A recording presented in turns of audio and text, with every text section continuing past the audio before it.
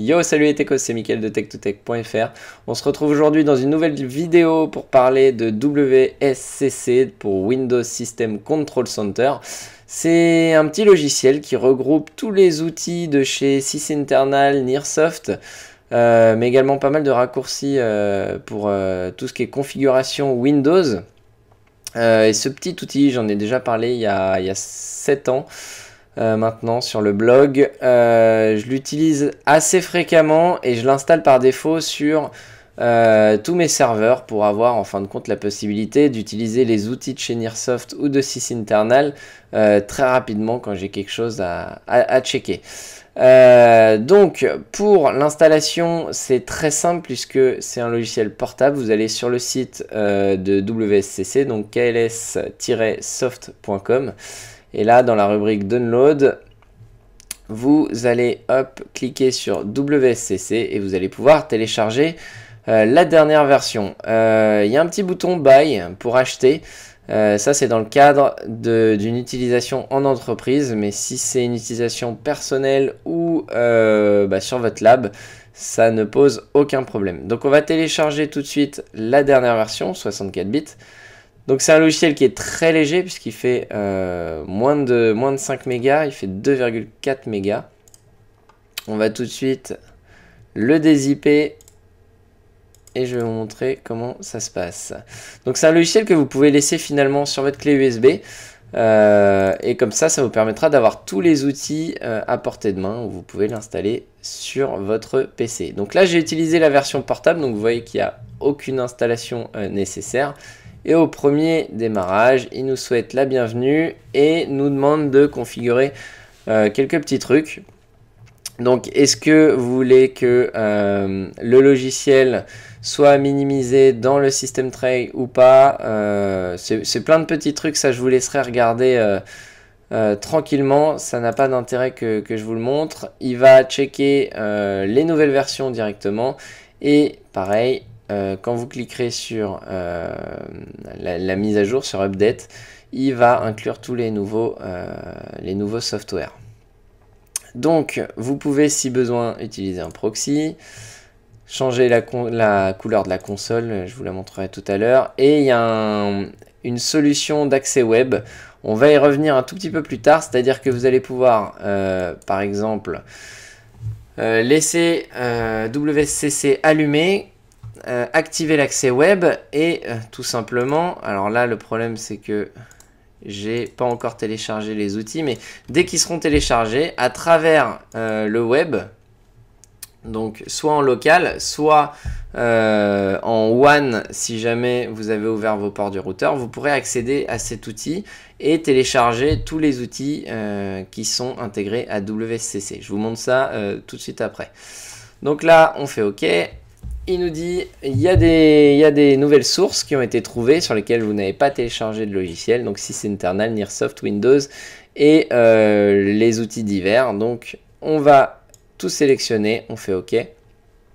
Et là, il va nous checker en fin de compte la dernière version de chaque outil directement sur Internet. Donc là, il nous dit qu'il en a trouvé 72 pour sysinternal, donc on fait Yes pour les activer. Il nous demande où les installer. Donc là, par défaut, il se met dans le répertoire de là où vous avez lancé votre outil. Donc dans mon cas, téléchargement et WSCC_X64. Si vous l'avez mis sur une clé USB, il se mettra également sur la clé USB. Vous pouvez ou non sélectionner 64 bits ou vous pouvez installer les deux si besoin. Donc là, on va rester sur du 32 bits. De toute façon, ce sera largement suffisant. Donc, on fait OK. Là, il nous trouve 209 outils, 209 applications sur Nearsoft. On fait la même chose.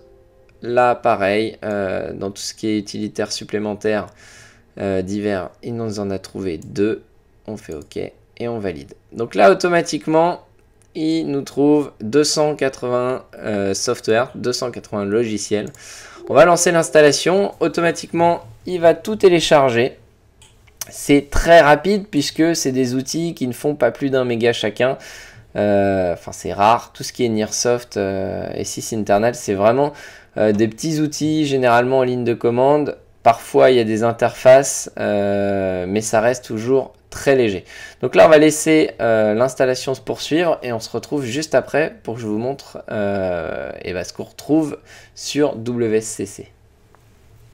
Donc voilà, ils ont été tous téléchargés. On voit qu'il y en a un qui est failed, c'est qu'en fait il n'existe plus. C'est un des outils qui permet de faire des checks au niveau du DNS. Voilà, Domain Name Speed Bench. A priori, il n'est plus disponible sur ce chemin-là, donc c'est pas un problème. On le décoche, même si on le laisse cocher, du coup, il ne l'installera pas. On clique sur... non, si on clique sur Install, en fait, c'est pour relancer justement l'installation du software qui est en échec, mais on voit que il doit plus être disponible à l'URL suivante. Donc c'est pas grave, on fait fermer et du coup on va pouvoir passer sur l'interface de WSCC et normalement maintenant il est peuplé de logiciels, d'outils. Si on clique sur All, on va tous les récupérer, donc vous voyez qu'il y en a un paquet puisqu'on a plus de 280. Et si on clique sur le petit chevron ici, on va retrouver donc par dossier, par type d'application, par réseau, sur internet, par process, etc. Tous les outils qui vont pouvoir nous permettre de diagnostiquer les process, de gérer la sécurité, de gérer votre navigateur web, etc., etc. Vous pouvez aussi passer directement seulement sur les outils sysinternal, pareil, avec les catégories en face, et pareil pour Nearsoft. Voilà, donc vous voyez que c'est un paquet de petits outils. Il y a également sur Windows, donc ça c'est plus des raccourcis. Par exemple, si vous voulez gérer les fichiers ou les disques, automatiquement, vous allez tomber sur tout ce qui est défragmentation de disques, disk cleanup. Et si vous cliquez dessus, ça va automatiquement lancer l'outil de Windows qui aura pour effet, par exemple ici, de nettoyer le disque. Pareil pour le réseau, gérer les réseaux, etc. Vous voyez qu'il y a également donc des commandes, c'est-à-dire par exemple ici la commande ping pour tester la connectivité entre deux PC par exemple. Si vous cliquez, en fin de compte ça vous lance une console propre à WSCC avec directement la petite aide qui va bien pour vous aider à utiliser la commande. Et vous pouvez par exemple ici, donc vous avez ping, donc la commande, vous pouvez changer ou non la commande, donc on va rester sur du ping, hop.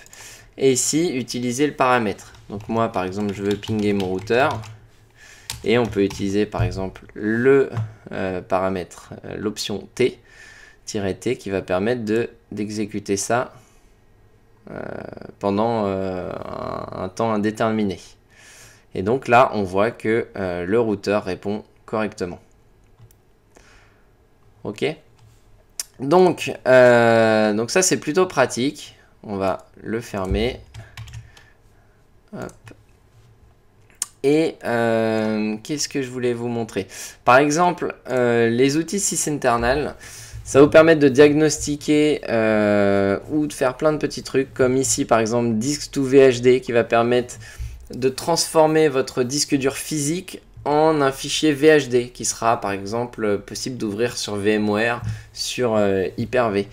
Mais par exemple, un bien connu, c'est Process Explorer. Si vous tapez Process, vous allez avoir tous les outils qui concernent les process. Et ici, on a Process Monitor, par exemple. Donc, on accepte le CLUF.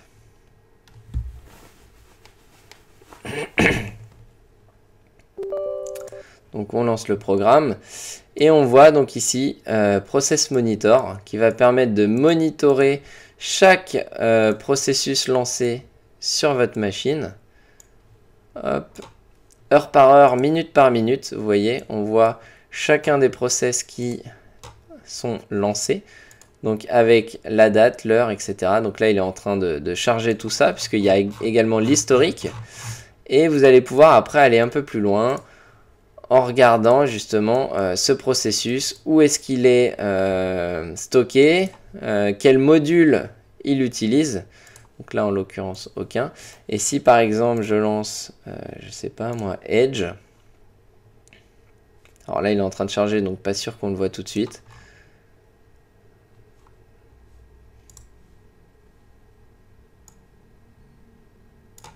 Et là, donc, on va retrouver les processus Edge lancés et on va voir où a été fait la requête, par qui, sur quel port, etc.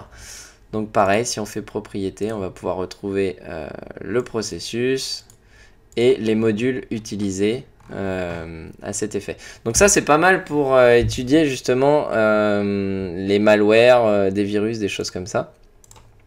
Après, vous en avez plein des petits tools comme ça. Vous avez PSKill qui permet par exemple de killer, de tuer une tâche ou un processus à distance ou en local. PSExe, c'est pareil. Ça permet de lancer un processus à distance ou en local. Donc c'est vraiment bien. Process Explorer qui va vous permettre également de voir en temps réel, mais de façon beaucoup plus précise que le gestionnaire de tâches.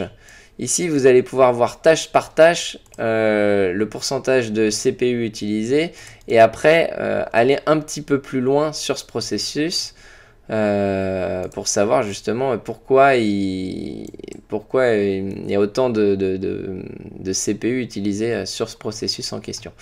Et vous verrez que justement, vous avez après des détails sur certains processus avec une arborescence qui permet de savoir quel autre processus utilise par exemple celui-ci là, svchost, .exe. Donc voilà, c'est plutôt pas mal. Vous voyez que par exemple la Chrome est décomposée en trois instances et ça permet donc de vérifier chacune des instances, etc. Donc voilà, c'est plutôt utile comme outil puisque vous verrez qu'il y a beaucoup d'utiles, de tools. On aura également, par exemple, si vous tapez TCP View, hop, un détail de toute la connexion réseau. Hop, alors, permet par exemple de voir toutes les connexions réseau sur votre ordinateur et où est-ce qu'elles pointent, où est-ce qu'elles vont, sur quel port, si elles sont en écoute, si elles sont en attente, etc. Donc ça c'est pareil, c'est pas mal et pour voir s'il y a un virus qui fait quelque chose, ça peut aider également. Donc si vous allez dans Network, hop, vous allez voir un paquet d'outils. Vous voyez qu'il y a des outils pour les serveurs aussi, pour aller explorer votre Active Directory, etc.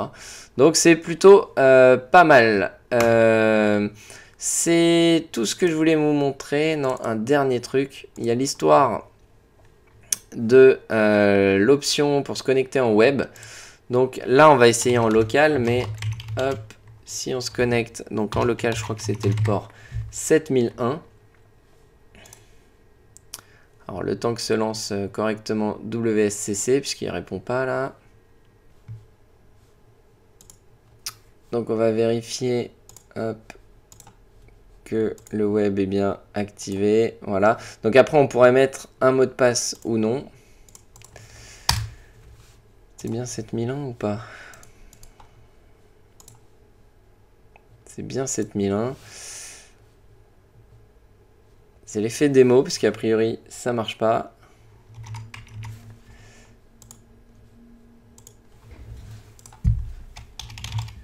Localhost 2.8000. Voilà.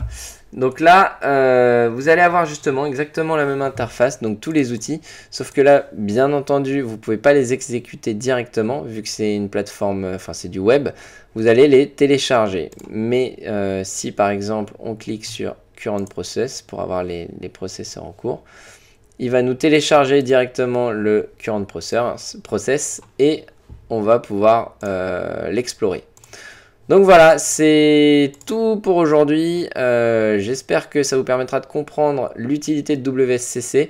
Moi, je le mets sur tous mes serveurs puisqu'il y a un paquet d'outils. Bien entendu, je n'utilise pas 10% de tous les outils qu'il y a là. Mais il y a un paquet d'outils qui sont bien utiles. J'en parle de temps en temps sur mon blog de certains outils. Donc je pense que ça pourra vous être utile. N'hésitez pas, si vous avez des commentaires, à poster ça sous la vidéo. Et puis, je vous dis à très bientôt. Ciao, ciao!